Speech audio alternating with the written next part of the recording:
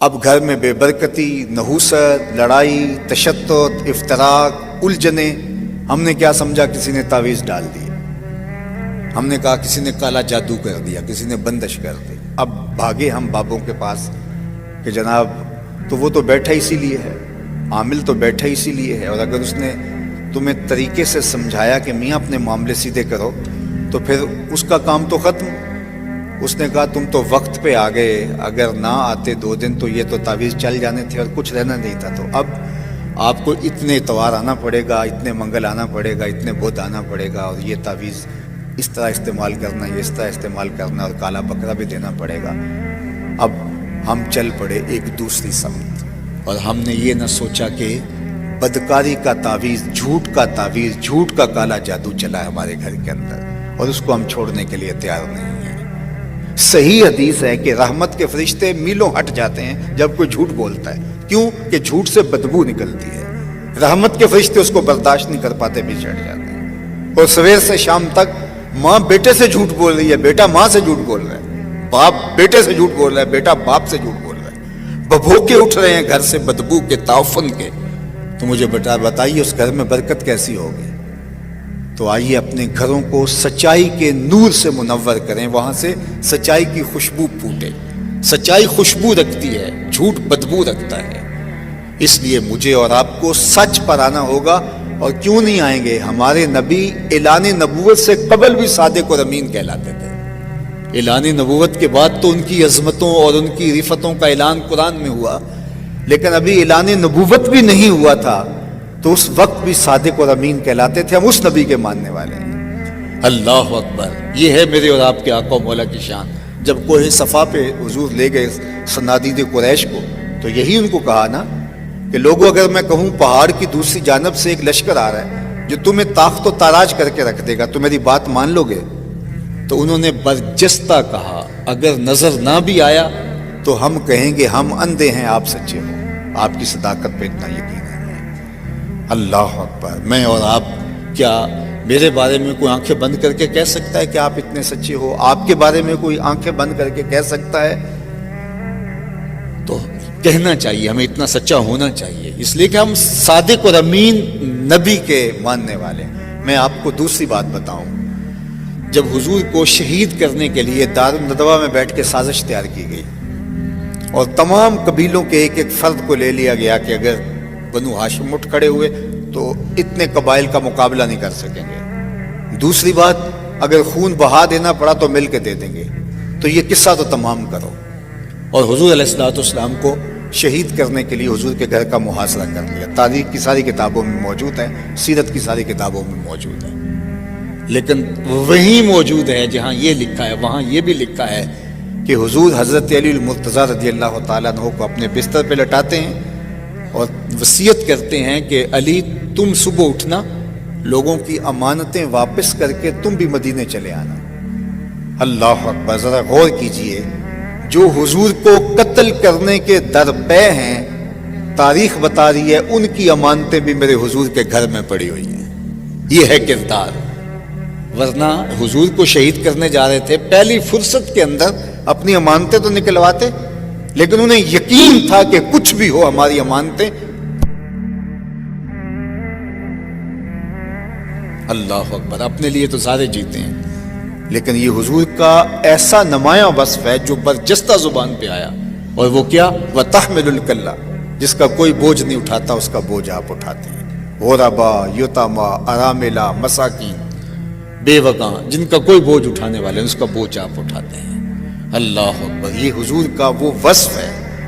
بلکہ مدینہ المنورہ میں ایک خاتون تھی جس کا توازن عقلی کچھ ٹھیک نہیں تھا، اور لوگ اس کے پاس کھڑے نہیں ہوتے تھے، چونکہ جب وہ بات چھیڑتی تھی تو اس کی بات اتنی طویل ہو جاتی کہ لوگوں کے اندر ہمت نہیں ہوتی تھی کہ اتنی دیر اس کے پاس کھڑے ہو کے اس کی باتیں سنیں، اور اس کی باتیں بھی الجھی باتیں ہوتی تھیں.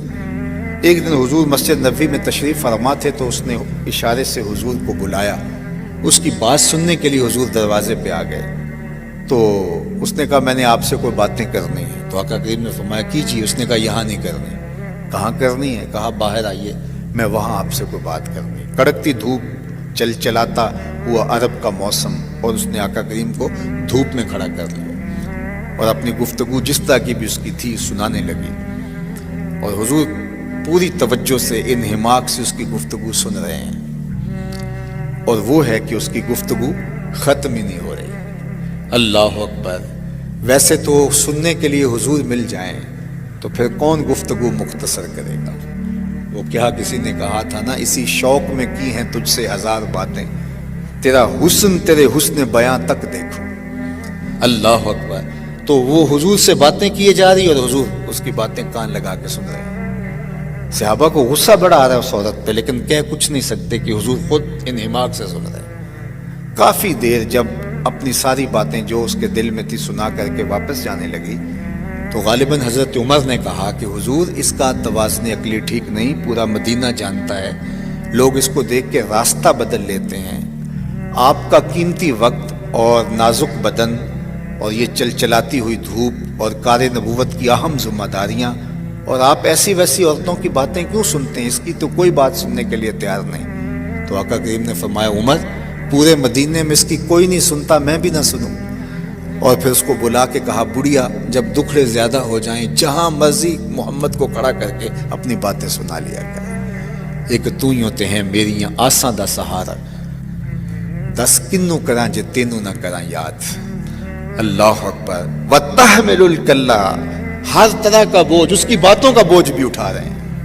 یہ ہے میرے حضور علیہ الصلوۃ والسلام کی سیرت۔ بعض اوقات ہماری مطابقت میں کوئی چیز نہ ہو تو ہم بعض اوقات ایک دم جھٹک کے چلے جاتے ہیں اور یہ نہیں سوچتے کہ اس کا دل دکھے گا۔ دو لمحے اگر اس کی بات سن لیں، آپ سمجھ بھی گئے ہیں پھر بھی سن لیں، اس کا دل ہلکا ہو جائے گا۔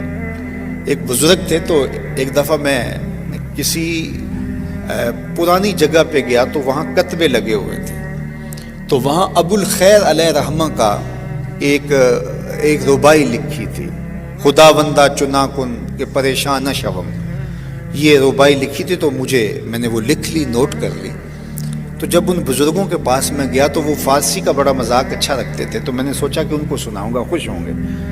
تو وہ بوڑھے بزرگ تھے، تو میں نے ان کو وہ فارسی کی وہ ربائی سنائی، حکیم عبد الحی رحمۃ اللہ تعالیٰ علیہ۔ تو مرے کالج سیالکوٹ کے پرنسپل صاحب وہ ان کی خدمت میں یوں آ کے بیٹھتے تھے اور اپنا بقیہ وقت وہیں گزارتے تھے۔ تو غلام علی صاحب بھی پاس بیٹھے تھے، تو میں بالکل نوعمر تھا، تو میں نے بڑے شوق سے یہ ربائی ان کو سنائی۔ تو وہ کہنے لگے وہ غلام علی صاحب یہ ذرا لکھ لو، بہت اچھی ہے۔ اور وہ باقاعدہ کاغذ لے کر آئے اور پوری ربائی نوٹ کی۔ تو اس کے بعد پھر اس کے اندر بعد میں انہوں نے کہا کہ یہ لفظ اگر ایسے ہو جائے تو جو ہے وہ ایسے زیادہ بہتر نہیں ہے۔ تو میں سمجھ گیا کہ یہ حضرت کو تو ربائی جو ہے وہ پہلے ہی آتی تھی۔ تو ایک دن دوبارہ ملاقات ہوئی تو ویسے ہی باتیں ہو رہی تھی کسی موضوع پہ، تو وہ اپنے بزرگوں کی بات سنانے لگے۔ کہتے کہ ہمارے جو والد صاحب تھے، ان کے پاس جب کوئی شخص آتا اور کوئی اچھا شعر سناتا تو وہ مجھے کہتے لکھ لو، تو میں لکھ لیتا۔ تو بعد میں وہ بندہ چلا جاتا تو میں کہتا میاں جی یہ شعر تو آپ نے کئی دفعہ ہمیں سنایا ہے، تو آپ نے کیوں لکھوایا ہے؟ تو کہتے کسے دی دل جوئی ہو جائے تو ہمارا کیا بگڑتا ہے؟ تو ہم تو کیا کرتے ہیں کہ کوئی اگر اچھا شعر کوئی سنانے لگے اور ہمیں آتا ہو تو ہم پہلے پڑھ کے بتا دیتے ہیں کہ تم تکلف نہ کرو، یہ مجھے آتا ہے۔ تو چھوٹی چھوٹی چیزوں سے کسی کی دل جوئی ہوتی ہے۔ اب اس عورت کی ساری باتیں حضور سن رہے ہیں اور اس کی باتیں الجھی ہیں۔ یہ اعلیٰ اقدار زندگی سے کہتے ہیں، حسن سے کہتے ہیں، جمال سے کہتے ہیں، خوبصورتی سے کہتے ہیں۔ آپ اور میں کس کو خوبصورتی کہتے ہیں؟ ان چیزوں کا نام سیرت ہے، ان چیزوں کا نام کردار ہے۔ لوگوں کی دل جوئی کرنا، شکستہ دلوں کو جوڑنا، لوگوں کی ضروریات کا خیال رکھنا، کسی کا دکھڑا سن لینا۔ تمہارا کندھا اگر کسی کو رونے کے لیے دستیاب ہو جائے، کوئی تمہارے کندھے پہ سر رکھ کے رو کے اپنی بڑھاس نکال لے، تو اس سے اور کیا بہتر مصرف اس کندھے کا ہو سکتا ہے؟